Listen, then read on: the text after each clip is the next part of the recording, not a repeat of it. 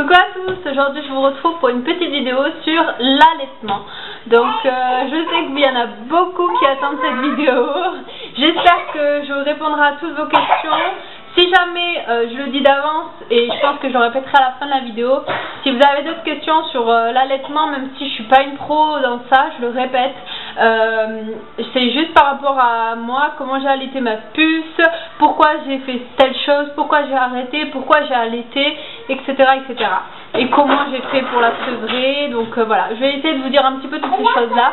Si je réponds pas à toutes vos questions, n'hésitez pas à me les mettre en commentaire ou à m'envoyer un message privé Facebook si vous voulez que ça reste privé, à m'écrire en message privé YouTube aussi, ça marche très bien. Et voilà, sachez que je réponds à tous vos mails, sans exception, mais vraiment sans exception. Si je réponds pas dans la minute qui vient, c'est parce que je suis pas devant l'ordi, mais dès que je les vois, je réponds. Donc voilà, en général, je suis connectée plus le soir. Donc n'hésitez pas sur ça, il n'y a pas de souci, j'y répondrai. Donc c'est parti. Donc on va commencer, on va faire par question en fait, on va faire sous forme de questions. Voilà, on va faire comme ça. Donc allaiter, pourquoi? Donc si j'ai allaité, en fait pour moi c'était pas une... Comment dire? Je me suis même pas posé la question en fait. Quand je suis allée au cours de ma sage-femme qui a demandé qui c'est qui souhaitait allaiter et qui c'est qui n'avait pas envie d'allaiter, et elle m'a posé cette question: pourquoi avez-vous décidé d'allaiter? Et j'ai dit, mais sincèrement pour moi c'était logique en fait. C'était je me posais même pas la question. Pour moi c'était voilà, j'allais allaiter depuis toujours. Je me suis dit ouais ben pour moi c'était en fait c'était le cours naturel des choses en fait. C'était pas je devais, mais j'avais envie, c'était comme ça, il fallait que j'allaite, voilà. Après, sachez que c'est votre choix, vous décidez d'allaiter ou non pour telle ou telle raison. Ça, personne va va vous dire non, qu'est-ce que tu fais, c'est pas bien. Et s'il y en a qui vous le disent, vous en foutez, c'est vous qui décidez. Si vous allaitez, c'est très bien. Si vous allaitez pas, ben, tant pis, hein. Votre enfant il a juste besoin d'être nourri et vous n'allez pas faire un allaitement forcé, parce que ça c'est, je pense que c'est gâcher le plaisir d'allaiter quoi. Ne vous forcez pas, mais vous verrez à la fin de cette vidéo que malgré plusieurs péripéties qui m'est arrivé avec ma puce quand je l'ai allaitée, si j'en fais un deuxième, ou troisième, ou quatrième, j'allaiterai, ça c'est pas un souci parce que c'est magique. Tout simplement, c'est le seul mot qui me vient à l'esprit, c'est magique. C'est voilà, c'est indescriptible, je pense, comme lien que vous avez avec votre enfant. Donc voilà pourquoi j'ai décidé d'allaiter. Alors, combien de temps j'ai allaité? Deuxième question. Alors ça on me l'a demandé. Combien de temps j'ai allaité exactement? Donc j'ai fait de l'allaitement exclusif pendant environ 3 mois. 3 mois exclusivement, voilà, exclusivement mon lait maternel, l'allaitement. Et pendant 1 mois j'ai fait de l'allaitement mixte, donc lait maternel et lait artificiel, en passant petit à petit au biberon. Je vous expliquerai après comment j'ai fait pour le sevrage. Voilà. Pourquoi en fait j'ai allaité si peu? Parce que pour moi c'est pas beaucoup, je trouve 4 mois. Si j'ai allaité si peu, c'est qu'il m'est arrivé, comme je disais, plusieurs péripéties avec ma puce. Le fait en fait qu'au départ je l'ai mal positionné, donc ça m'a formé des crevasses. La deuxième chose, c'est que j'avais comment on appelle ça, la mamelle qui était trop courte en fait comparé au sein, donc elle avait du mal à l'attraper et elle était obligée de forcer dessus au départ, et c'est ça qui m'a fait mal. Et du coup moi c'était au début en fait c'était super dur, parce que du coup en fait le sein il avait pas le temps de se réparer, qu'elle devait rotéter derrière, donc ça m'a vraiment fait mal. Et au départ j'avais un peu galéré. Donc c'est pour ça qu'au bout de 3 mois j'ai décidé d'allaiter mixement. Pour moi en fait j'avais envie de continuer mon allaitement et de faire justement allaitement mixte, parce que j'avais envie que mes seins se réparent, et que que je voulais vivre en fait cette expérience avec ma puce, partager ce moment là sans me dire sans penser que non j'avais mal, parce que pour ces raisons-là, parce que sachez que l'allaitement ça fait pas mal du tout, hein. C'est un bonheur, c'est pas, voilà, ça fait pas mal du tout. C'est juste que moi, vu qu'au départ elle était mal positionnée et que ça m'a formé des crevasses, c'est ça qui m'a fait mal et non l'allaitement en lui-même, hein. Ça je le précise. Voilà, donc du coup je suis passée pendant un mois à l'allaitement mixte, et si j'ai arrêté c'est que parce que elle a décidé d'arrêter, parce que au fur et à mesure elle s'est rendue compte que le biberon ça allait beaucoup plus vite, que c'était beaucoup plus pratique pour elle, et du coup elle a décidé qu'elle voulait plus le sein, et puis à ce moment-là j'étais partie en déplacement et avec elle, mais c'est là qu'elle a décidé qu'elle voulait plus être allaitée, donc elle veut plus, je ne peux pas la forcer, donc voilà.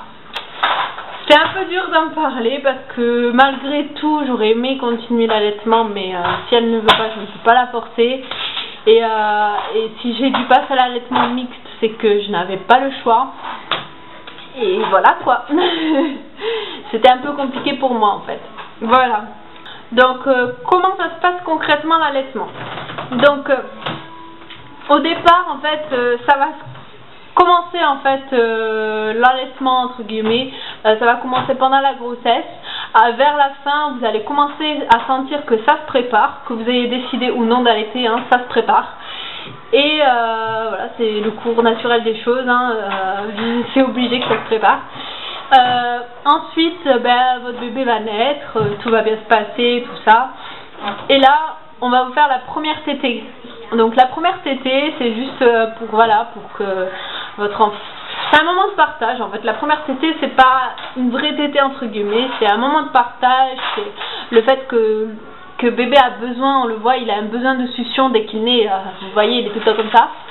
Et c'est juste un besoin de tétée, c'est pas de la faim du tout, parce que, comme m'a dit la sage-femme ce jour-là, il vient de sortir, il vient d'être nourri à l'instant, juste avant de sortir de votre ventre. Donc voilà, il n'a pas faim, mais c'est juste qu'il a ce besoin-là de tétée. Donc on fait la première tétée juste après l'accouchement, pas longtemps après en fait. C'est la tétée de bienvenue, on appelle ça. Voilà, donc vous avez cette tétée de bienvenue.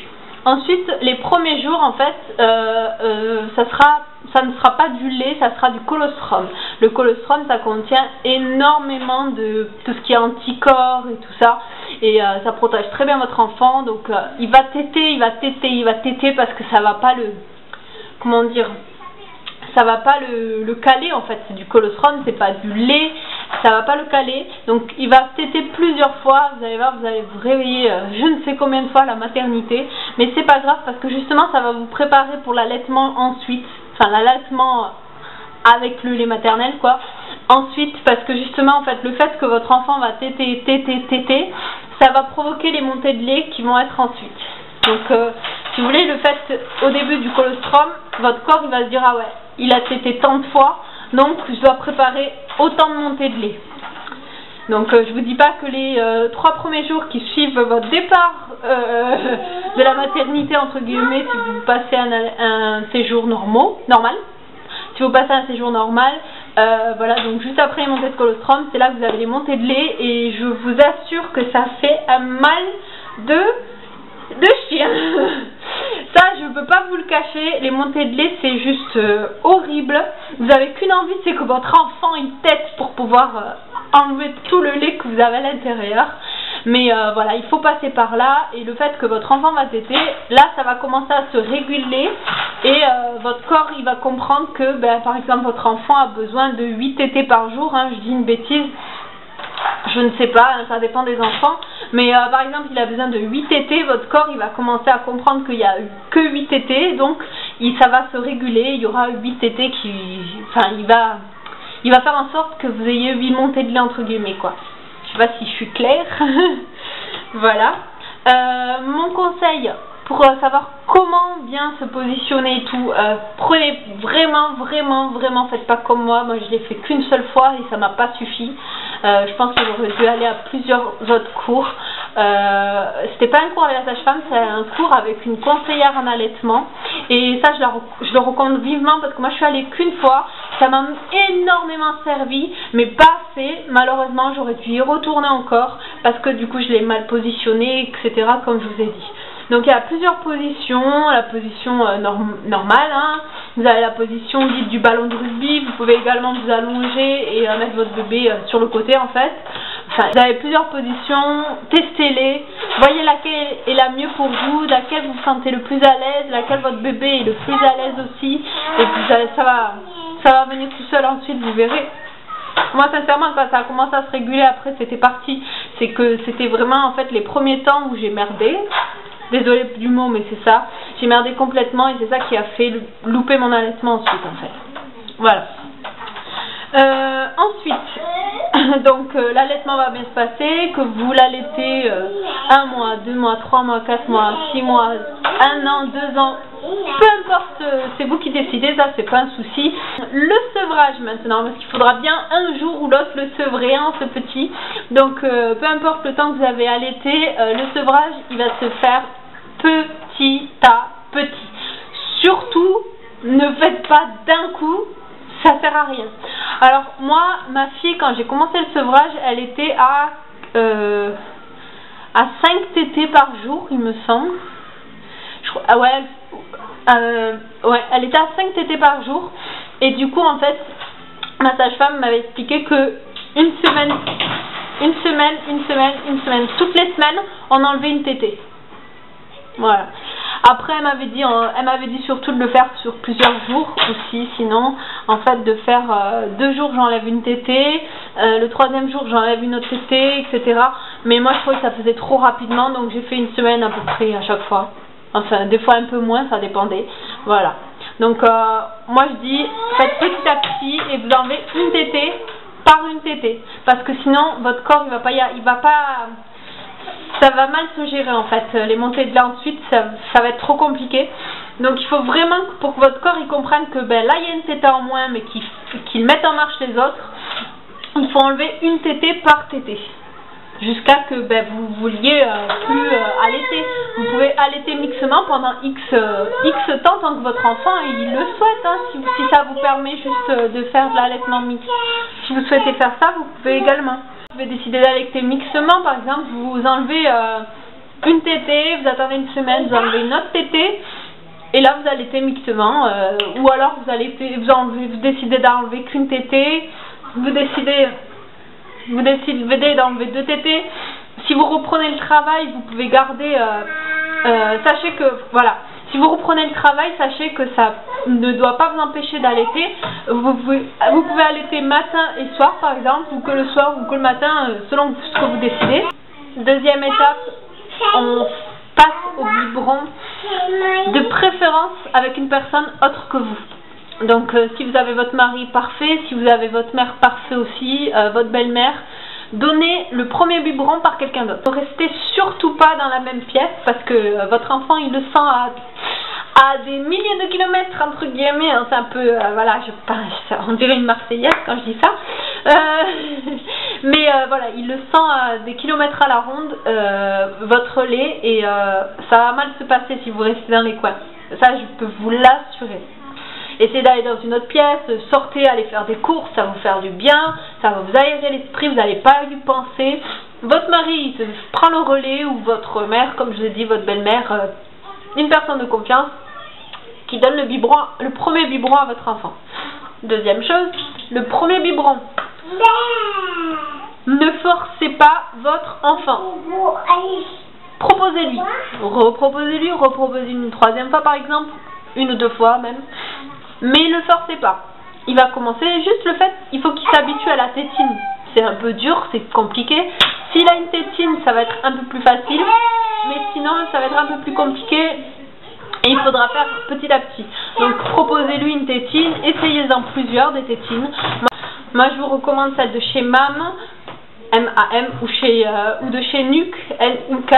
Parce que elle ressemble quand même assez au mamelon, donc je trouve que c'est vraiment bien. Qu'est-ce que je peux vous dire de plus? Pensez aux biberons anticoliques de chez MAM, ils sont super, avec la valve anticolique, parce que ils auront un peu plus de mal en fait. Dans les biberons vous avez plus d'air qui sort. Moi je trouve que moi ça a été, voilà, ça a été super rapide, en un mois c'était fait. elle a décidé d'arrêter. Moi j'avais envie quand même de garder la tétée du matin et du soir en fait, mais j'ai pas pu, elle ne voulait pas, c'est son choix, hein, voilà. Mais bon, moi ça a été un peu rude au départ l'allaitement, donc c'est pour ça que la suite a été un peu plus difficile. Ça aurait été à refaire, je l'aurais refait, ça c'est clair et net, et je m'y serais pris autrement du fait de bien la positionner, de prendre plus conseil auprès d'une conseillère en allaitement, voilà, j'aurais plus fait comme ça. Vous avez aussi la Lèche League qui est pas mal, qui vous donne plein d'infos, n'hésitez pas à aller sur leur site internet, je vous mettrai le lien en dessous. Voilà, ensuite le nécessaire pour allaiter, franchement il vous faut pas grand chose à part peut-être un ou deux langes si vous sortez et une petite pince à cheveux comme ça, vous l'accrochez, personne ne vous voit, tout le monde est content parce que vous en avez que l'allaitement en public c'est encore tabou alors qu'on est en 2014 quand même, mais bon. Voilà, mais si vous vous cachez, pourquoi ça gênerait les autres. Moi personnellement je me cachais pas pour les autres mais c'est pour moi parce que je suis assez pudique quand même, donc je mettais juste en fait un linge, un carré en tissu que vous achetez j'en avais acheté à Kiabi, il était pas cher, je crois que ça coûtait 6 € les 4 ou les 3, je sais plus, sinon vous pouvez acheter ceux les grands que j'avais dans la Tinilou. C'était super ceux-là, mais bon, très grands aussi. Mais ceux de Kiabi, moi, ils ont très bien servi, ils ont très bien fait l'affaire. Je mettais comment on appelle ça? Je mettais une épingle à cheveux comme ça, et en fait, ça cachait super bien mon bébé. Je pouvais l'allaiter tranquille, ça le protégeait aussi du soleil, voilà. Vous avez aussi les écharpes de portage qui peuvent vous faire office pour vous cacher, pour protéger votre enfant et vous l'allaiter face à face, franchement ça sera nickel aussi. Donc voilà. En gros, pour résumer, l'allaitement c'est magique, c'est simple, voilà, je trouve franchement que si c'est à refaire, je l'aurais fait de suite, et je trouve qu'il n'y a rien de mieux que l'allaitement. Il faut aussi une crème pour les mamans pour les protéger. À la Lancino, donc à la lanoline pardon, donc vous avez la crème Lancino qui est superbe celle-là, et vous avez la Purélan, je crois que ça s'appelle, si je me gourre pas. Lancino c'est sûr, l'autre je suis pas sûre, mais en fait c'est une crème à la lanoline. C'est de la graisse de mouton, et votre enfant peut téter dessus, il peut la manger, donc il n'y a pas de souci en fait. Vous protégez votre mamelon après la tétée, et votre enfant il peut retéter dessus quelque temps après, en fait il n'y a pas de souci. Il n'y a pas de souci sur ça, très très bien. Ensuite, donc voilà, donc pour finir, si je devais vous dire est-ce que vous devrez allaiter, est-ce que vous ne devrez pas allaiter, c'est pas à moi de le faire, c'est à vous de choisir ça, jamais je rentrerai là-dedans. Sachez que pour moi, si c'était à refaire, je le referai sans hésiter, malgré toutes les péripéties qui m'est arrivées. Hein, j'ai pas envie d'en dire plus, parce que au départ, ça a été dur, j'avais très mal, et voilà, bref. Mais c'était pas l'allaitement lui-même, hein, parce que dès qu'elle chopait, après j'avais plus mal, mais voilà. Mais voilà, encore une fois, c'est un moment magique, et voilà, c'est indescriptible en fait. Vous partagez quelque chose d'unique avec votre enfant, il n'y a que vous qui pouvez ressentir ça, et voilà, c'est super. Après, comme j'ai dit, ne vous forcez pas à allaiter, vous n'avez pas envie d'allaiter, ne vous forcez pas, votre enfant il sera tout aussi bien avec du lait artificiel, hein, voilà, les pro-allaitements vont me tuer parce que je dis ça. Moi, sachez que je recommande l'allaitement, mais je ne suis pas contre le lait artificiel, ça c'est hors de question. Sachez qu'il y en a qui souhaitent allaiter, qui ne peuvent pas, et qui vont se diriger vers du lait artificiel. Alors quand on leur dit que le lait artificiel, en gros, presque, il y en a, on leur dit vous tuez votre gosse, alors que déjà la mère se dit mais attends, j'aimerais allaiter et je ne peux pas. Si vous lui dites ça, non, faut pas. Rentrez pas dans ces trucs là, arrêtez allaitement, lait artificiel, peu importe, mais soyez bien dans votre peau avec votre enfant, vivez-le pleinement et ce sera bien. Donc voilà, j'espère que j'ai tout dit. Juste une chose, j'ai oublié de vous dire, si vous avez des fortes montées de lait, si vous avez un peu de mal, donc pas au départ, surtout pas, parce qu'au départ c'est surtout pour que ça se mette en place, donc ne faites rien. Par contre, ensuite, ne faites rien, vous pouvez vous soulager un petit peu sous la douche, en massant avec de l'eau chaude, ça va faire sortir le lait un petit peu, mais voilà, faites gaffe quand même. Par contre, en temps normal, que vous avez trop de montée de lait, que votre enfant, pour que ça se régule et ou que vous avez des, que ça se bloque en fait, je sais pas comment expliquer ça.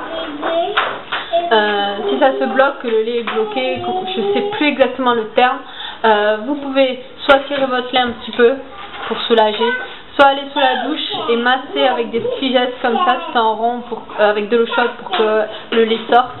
Vous avez quoi également? Vous pouvez faire téter votre gosse, c'est le mieux même à faire, téter votre enfant, et voilà, ça pourra vous soulager pleinement. Sachez que pour le tire-lait,